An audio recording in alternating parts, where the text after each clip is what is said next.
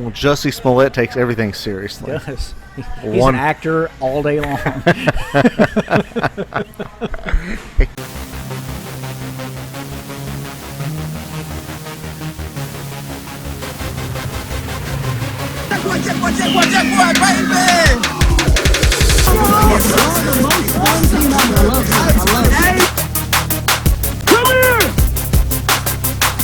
Let's go, give me a flipper! All right. Welcome to episode 74 of Amateur Hour. I got the episode right that time. Please note that. I'm here with Troy. Hey. Yeah. And we're coming to you recorded from Brick Oven Pizza. Our new studio, apparently. Yeah. Well, they have beer and a flat surface for the computer. So The Bop Studio. The Bop Studio. A good song, by the way, is called a bop in current lingo. By Dan Seals. Who's Bop. Dan Seals? Listen, Bop by Dan Seals. That'll be one of our, songs. So lots been going on in the world and then the Flag Football League lately, and we certainly do hope that all of you are healthy and safe and having a good time with whatever you got going on. But we have the Fall League starting September 26th. We'll probably limit it to 8 or 10 teams, so if you're going to sign up for it, you might want to sign up like now. We've been looking forward to this for 2 years now, because last year we didn't get to have a fall league. We didn't have a fall league. Yeah, so God, it was just a. And the spring league this year was not as good as it's been, not because of anything we did or anybody did. It's just you have so much uncertainty. It's hard to get people to show up. But hopefully the fall league can go like leagues in the past have gone, and we can have a good 10-game schedule with some playoffs and have fun with everyone. So if you want to sign up for the Fall League, you need to sign up pretty soon. It starts on the 26th. We'll cut off sign up probably the Thursday before that. So yeah. So that would be the 23rd. Yes, the 23rd. But just go ahead and do it now. Yeah, get in, and we'll get going. So we'll know how many people we have, because that's the thing. It's tough waiting till the last minute. When you're trying to make a schedule, people want to know when they play that first week, and you're waiting for somebody to pay. So it makes it tougher because you have to create a schedule still, and it's not the easiest thing to do last minute. Yeah, because people need to know when they play, because you don't want to know. You don't want to know on Saturday when you play on Sunday. So please get it in earlier. And while we're on the league and administrative stuff, I thought that we could take some time to talk about Walt Durham, our league president. I think Walt's been running it now for 2 years, right? 2 or 3, yeah. And I think he's done an excellent job. Walt, he marks the field, and he shows up. He gets people to make logos for us. Gets our graphics. It does everything done. He's very dependable, and right now Walt's having some health issues. So we wanted to go ahead and give a shout out to Walt and say we appreciate you, and we think you do an excellent job, and we want you to get better just as soon as possible. Yeah, I mean, it's a thankless job that Walt has, because if he's out there all day long, marking field, filming, whatever, you're there all day long doing stuff. You have to be in charge of all of the equipment, all of everything, and it's not fun. It's not fun to do all that, but you want to run this league right, and he takes the time and effort to do that.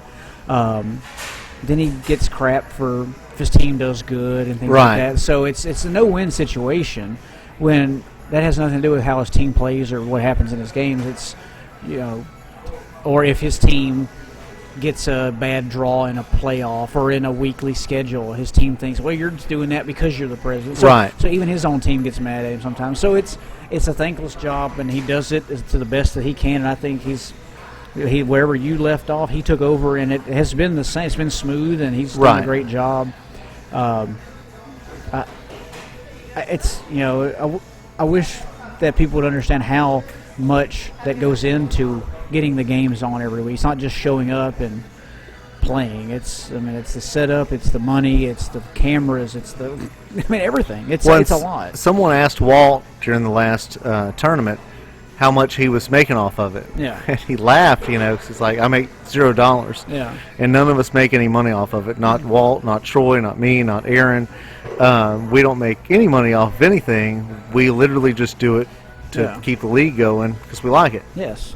So it takes a person with a certain level of dedication and reasonableness to do it. And I really appreciate Walt. And Walt, if you're listening, I appreciate what you do. And like I said, if y'all could send some good thoughts his way, he's convalescing right now. I hope he's getting better, but he's been sick, so I hope, Walt, you feel better. Same here. I hate that you're going through that, and it's frustrating. I know it's frustrating for you, and you don't want anybody to be sick or whatever. It's it's a tough time for everybody going through that, and I know he's doesn't want to be where he is right now. Yeah.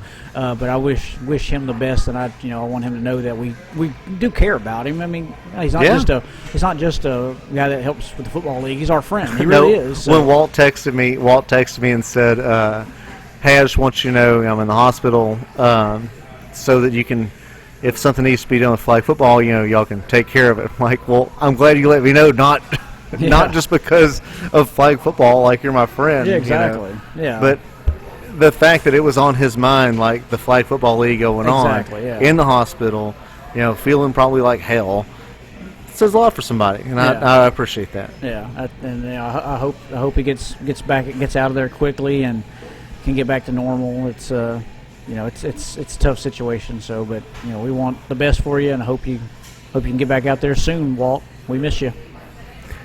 Well, that's well said. Want to do another segment here after this one, right? Sure, why not? Okay, stay tuned.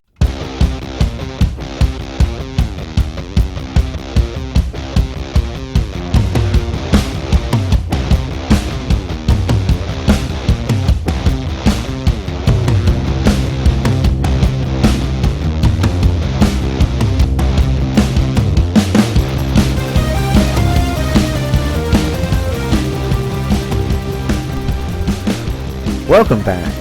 Welcome back. So now we're going to do the Troy's Got a Question segment. I like answering Troy's questions. They're far-ranging. This one I just had to come up with. I didn't have a question, so I just came up with it as we sat down today. So it's a quick question. It's not well thought out, but it's a good question. At least I think it is. It's a quick question. Okay. Quick question. Go ahead. You ready? Since today's the first day of college football, we're watching some college football on the TV right now. If you could have played college football, what at any level, what school would you have chosen to play football for? Now, let's do it this way. I want to tell me what you would have thought in high school, and now what do you think now? Oh, if I were making that decision in high school, if I were making it now, yeah. If I were making it in high school, I would have said I want to play at University of Texas. Okay. Because that was, to me, the gold standard of a football program in college. And I didn't really know much about college football, and I had very little personality. I know your mom said that. Yeah, very little. I didn't have much going for me.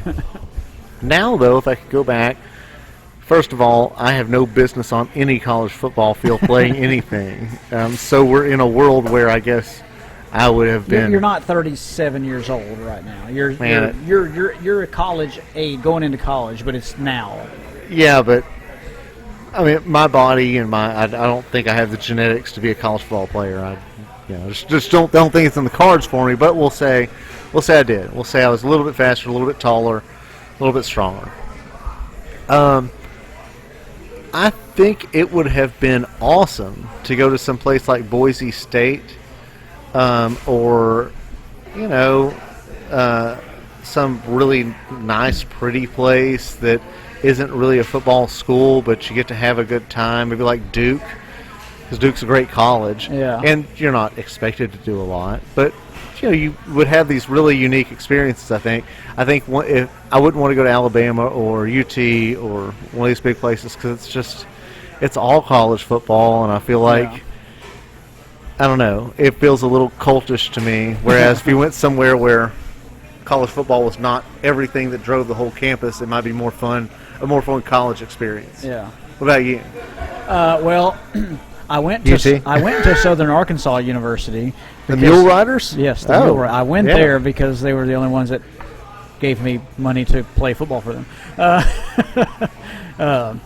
Not a bad reason. But I would have said University of Texas coming out of school. That was or Florida State. I loved Florida State in the early '90s because of Charlie Ward, Warwick Dunn, Peter Warwick. I loved all those guys. So that was actually my first real favorite team before I started gravitating towards University of Texas, and that was just I just loved that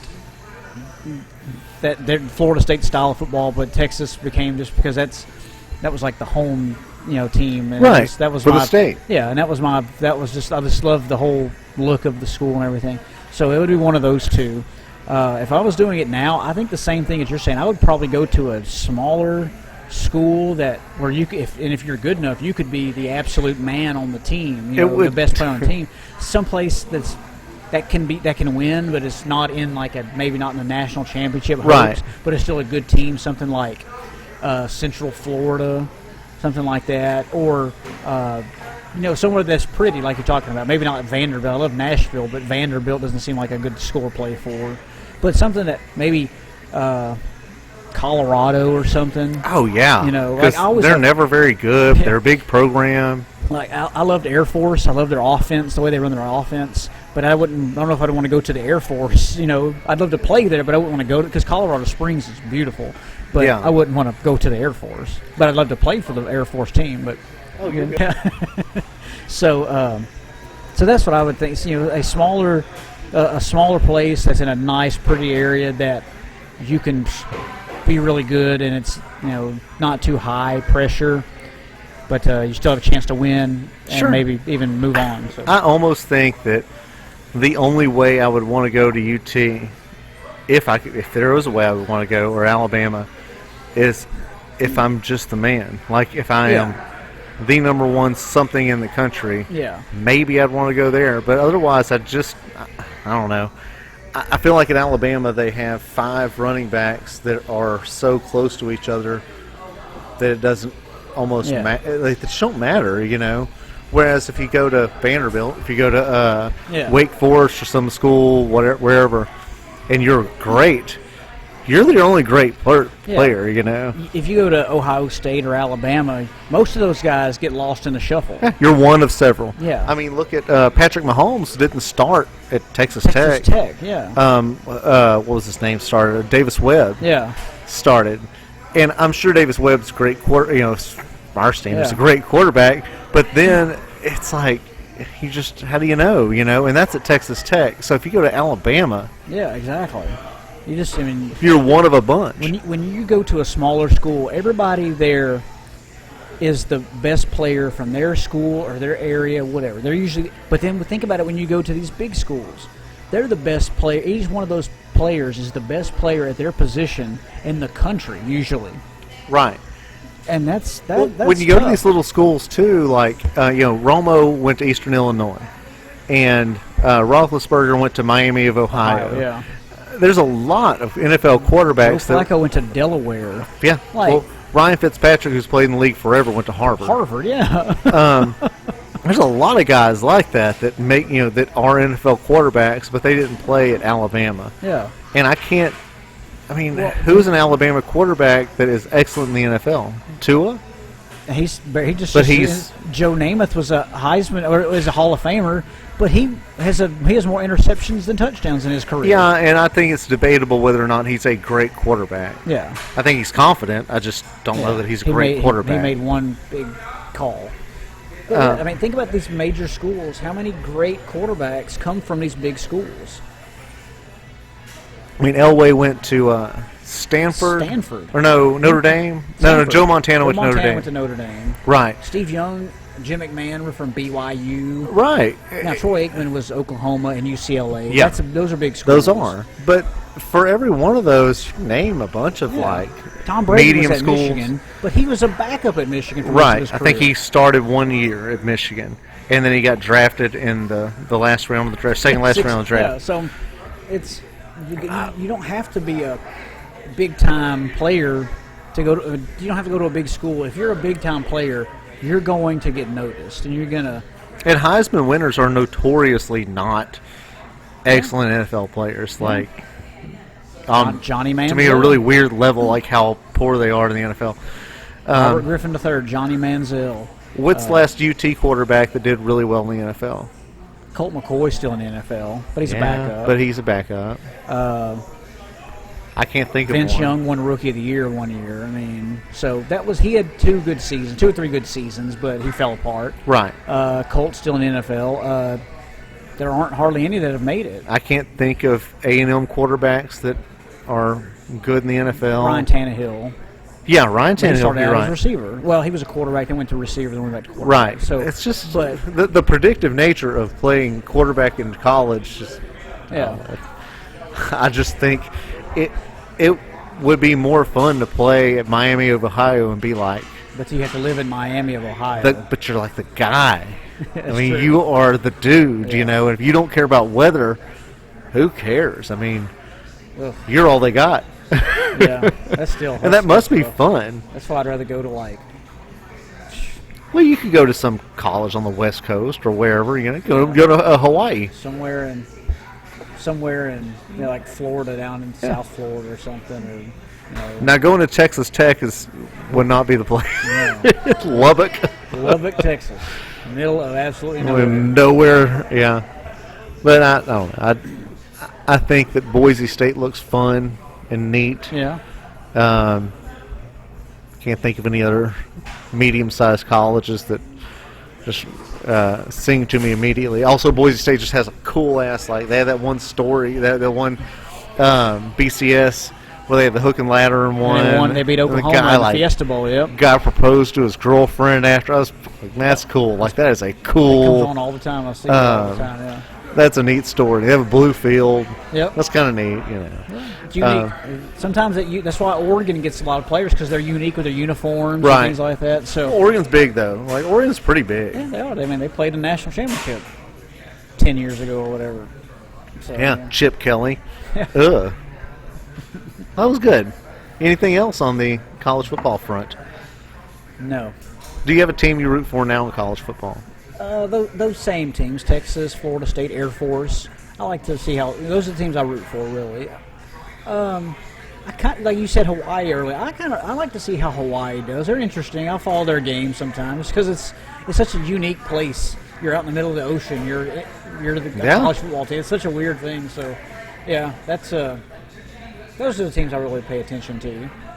I root for the Lamar Cardinals, my alumni. Lamar and the Southern Arkansas Mule Riders. I root for them. I follow them on my ESPN app. Do the Mule Riders have a? If you're a fan, are you like a muley?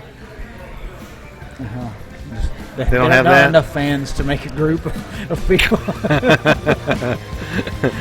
Well, peck 'em cards. Peck 'em. Pick them. All right. They're in the whack now. That's whack. That's whack. I think we have one more segment. Okay. So stay tuned for one more time. Cody Rodriguez.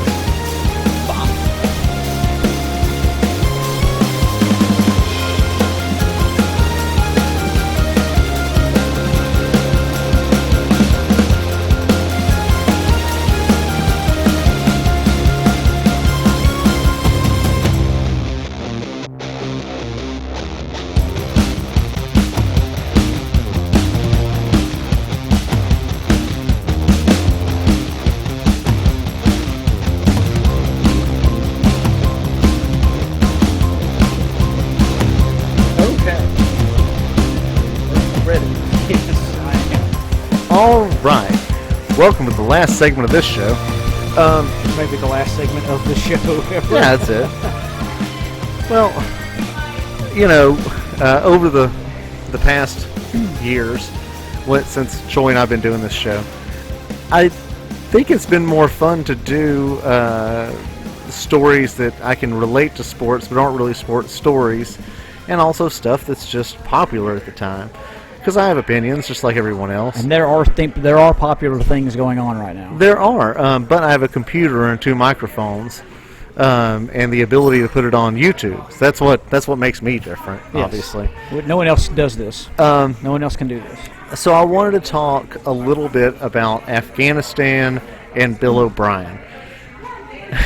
So that's my topic here. First off, I don't know any of this, so I'm hearing this for the first time as well. So. Troy's been in the dark the whole time here. So one of the things that I'd like to say about this is when stuff happens that I find to be important, the very first thing I do is I go find me a book about it, or an audio book about it, or documentaries about it, and I will research it until I am satisfied that I know enough about it to actually talk about it. So I'll preface this with, I have read 2 books about Afghanistan and how it relates to terrorism, and I've just listened to an audiobook about it, and I've read a lot of articles about this topic. So I know enough to at least talk about it. I think part of the problem when we talk in public about different things is that people talk about stuff they don't know anything about. Yep. Which is coronavirus and vaccines and everything else. On social media, we'll just share memes and pictures without really looking into topics. So I do try to do my due diligence before I actually talk about anything. So my lesson to me about Afghanistan is, don't mistake credentials for competence. And that's a similar thing with Bill O'Brien. Bill O'Brien, he's coach of the Texans, general manager of the Texans. If you looked at his record, you'd be like, God, what great credentials. This guy's been a coach and all this other stuff. In the NFL, he's done well. So we'll go ahead and give him decision-making abilities for the Texans. And then he trades DeAndre Hopkins. And I thought at the time, because I confused credentials with competence, that, well, he must know something the rest of us don't know, because, well, who would do that? Why would you make this decision? And he still may have known something that we didn't know that went wrong for him. He may have seen David Johnson. David Johnson's the one they got right. Yes. As, he may have been like, God, this guy's great. People haven't seen something in him, and he would have looked like a genius. But no, he didn't. He wasn't competent in that decision. So, to me, that's kind of the same thing with the pullout of Afghanistan. Now, to talk about this, or to listen to it, you have to suck all the emotion out of the room and not try to blame anyone, because if we're going to do blaming stuff, we're going to go back 4 presidents and blame each one of them for different stuff. Yep. So, to me, that's not a very helpful exercise. But when you're a president of the United States and you want to make a military decision, if you're Joe Biden, you don't go to the bathroom and pull out some, napkins and start drawing out, you title it with your Sharpie, my plans for withdrawing from Afghanistan, and draw little guns and Talibanis and stuff like that. No, what happens is you have your military bring you probably 4 plans for how to get out of this place. Plan 1 might be, well, we're going to go ahead and send in 200,000 more guys to secure it, and then we'll get out this way by then. And you have next guy. It's like, well, plan 2 is to do this. Plan 3 is to do this. And one of the plans was probably, hey, Mr. President, we have this number of troops in the country right now. We did a deal with the Taliban under the previous administration in Doha in 2020 where we agreed to get out by May. We have a good contact with the Taliban, and we can make sure that they can hold off until August of taking over. And also, we've trained the Afghan army for years, for 20 years, giving them all this equipment. Surely they can hold them off for 3 to 6 months. So we'll get everybody out by then. And then, that's maybe sounded like the best plan. And it's like, all right, let's do that plan. And it blows up and everything goes crazy. So the military intelligence, their credentials were very Bill O'Brien, their credentials were very Bill O'Brien, well, these guys must know everything. But the way spies work and the way all this stuff works, it's just so shady that you never know.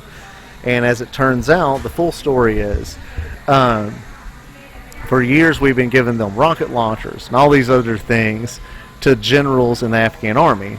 Well, the generals were always in talks with the Taliban, and the Taliban would tell them things like, hey, we have little girls and money. We'll give you girls and money if at the right time, when we come to take over your thing, you just give up and give us your weapons.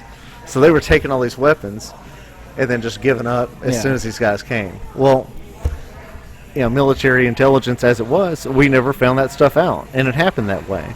And the media kind of overblows stuff. They did this with Trump too, of course, but where they're like, we gave them helicopters and stuff. All that stuff disabled. Like, it's our military didn't do that much wrong. Our spy service really up. Yeah.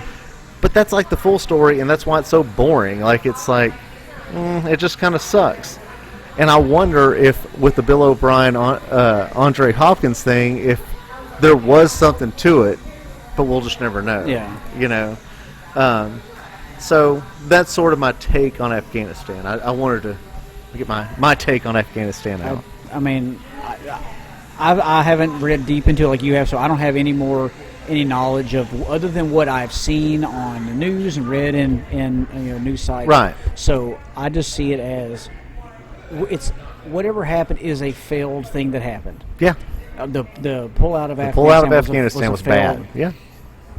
But we were going to pull out of Afghanistan 2 years ago, a year ago, and we didn't do it. We pulled some people out. The more you pull out, the weaker it's going to be at the very end. So, it was not ever going to be a good thing. No, and you had asked me earlier, like, about who's there. Like, who are these people? Let me ask that again, because I want to be real about it. There are so many American citizens there. Right. Why are there American citizens, other than Afghan American citizens? Like, there are American citizens that have been living in Afghanistan for years. Right. Why? Well, most of them are aid workers or reporters or oil people that are there to see if they can get the piece of the pie, depending on who takes over this place. Well, because I got this, I'm going to put this little part on it first before you finish. I saw this thing from this lawyer who says he has 2 clients that are still in Afghanistan. They're 80 years old, and they're in Afghanistan still, and they can't get out. He represents these 2 people. What are 2 80-year-old people still doing in Afghanistan? I don't know. What is there to do at 80 years old in Afghanistan? Well, the original agreement that they signed in Doha last year, I think it was in September of last year, was that everybody, all U.S. personnel and everybody will get out of this country by May. Well, they extended that at some point early this year. They're like, we'll give it till September. They told them between May and August 31st, 19 separate times, the Americans who were there, 19 separate times, you need to leave. You need to leave now unless you just want to stay. If you want to stay, it's up to you, but you need to leave. 19 separate times, the people were like, nah, I'll keep around. And what I really think it is, this is my personal opinion, I think it's 2 things. It's extreme compassion, because I think certain aid people really want people to be okay and want to do their job with whatever charity organization. And I think it is extreme greed of people wanting to be around after the Taliban takes over to negotiate oil deals with them so that they can send pipelines through there and make all their money because they're the last ones left. Yeah.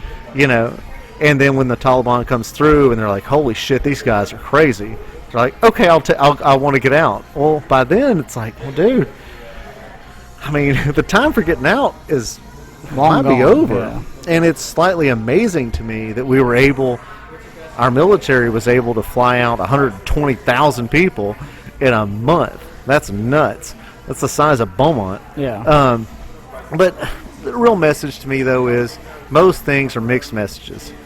Donald Trump was not the devil, and Joe Biden is certainly not Jesus Christ. Yeah. Or anything like that. These people are flawed people.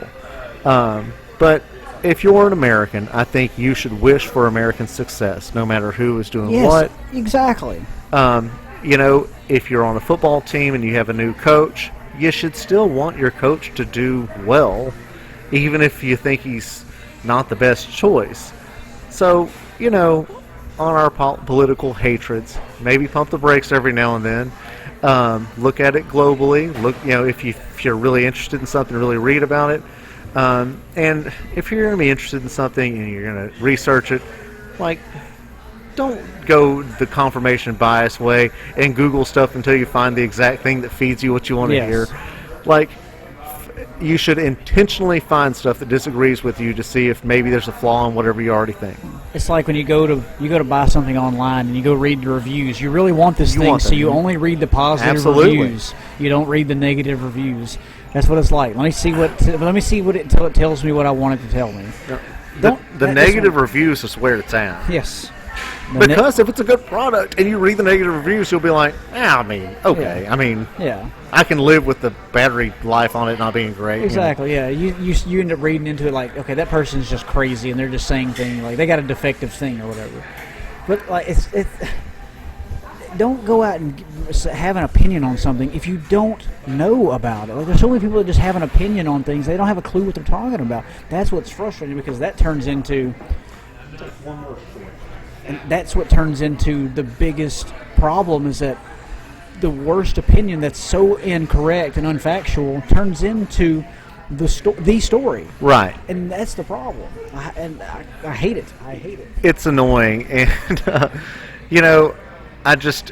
you're never the popular guy if you tell people something that's unfortunate. Like, if you give people bad news, like, you're never the popular guy. And I think that's a lot of what... Look, I'll be honest. Thanks, sir. Appreciate it. And I'll do a check, too.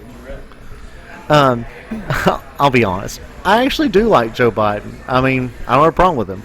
I think he's old, and I think he's probably a little out of touch. But I like that he seems slowish. Like, just I don't have to wonder like what's going to happen.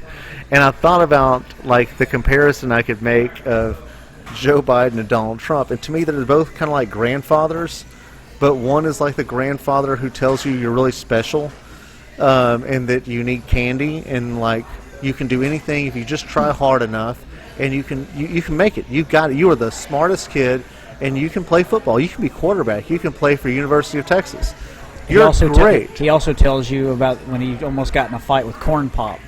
He tells you that kind of stuff. Well, hang on. That's it's wrong president. Oh, it's the wrong one? Yeah. Oh. No, Donald Trump to me is the one that tells you you're awesome, you're excellent, and we love you, and you're very special. I thought you were going Biden that way. To me, Joe Biden is the other grandfather. The one that you're like, Mom, do we have to go to Pawpaw Biden's this week? And she's like, yes, he's your grandfather. I'm like, but he's going to tell that story about Corn Pop again. He will tell the story about Corn Pop. He'll definitely tell that. No, but that's what he'll do. Yeah. He'll tell you this boring ass story that you hate. He's not entertaining, and then he'll tell you, thank you. Then he'll tell you some very hard to listen to things like, boy, sit down. You ain't special. And it's going to be bad. Life is going to be kind of hard, and it's going to suck. Because, like, when he was running for president, he said, it's going to be a long, dark winter. And then he, like, says stuff about Afghanistan. He's like, it's terrible. This is awful. It is. And at least the man says, I'm fully accountable for it. Buck stops here. He doesn't blame people. So, if they're like, oh, it's time to go to Pawpaw Trump's house. You're like, yes, Pawpaw Trump is fun, and like he's got a water slide, and he's like got a golf course, and he tells me I'm pretty, and I like it. Biden's just a boring old man, and he tells you all the people you hate are stupid. Yeah, he's like, how's school? Well, Marcus is really mean to me in class sometimes. It's like, what's his last name? Peterson. You need to hit that little son of a bitch in the face. He sucks. You're the best. His dad's and he is the worst. His dad's the stupidest. He is the stupidest dad I've ever seen. The hand signs, the hand signals, that's good. But it's so funny to me that we, it's a little sad. When we have these elections, we're choosing between two different grandfathers. Like, there are other people who are available for these jobs. But then when you go to Grandpa Joe's house, he'll tell you you have to be friends with every single person there. You're not supposed to hate anyone. You have to like every single person at school, Billy. Yeah. Like, But did like I ever tell you about corn pop? yeah, for the 47th time. Hang on, sit there and let me tell you about corn pop. My glistening leg hairs. Look, like I said, my preference is the old grandfather who no one likes, but at least he'll be like, you ain't special. America, you ain't special. This isn't some kind of, woo, we're the best thing in the world. No, not that way. But aren't we, though? Aren't we No. better than everyone else? Not really. We're better at a lot of things. Oh, yeah, but we're worse at some. Yeah, but, man, it's a lot easier to live here than other places. Do you remember that freshman football game we went to a little while ago?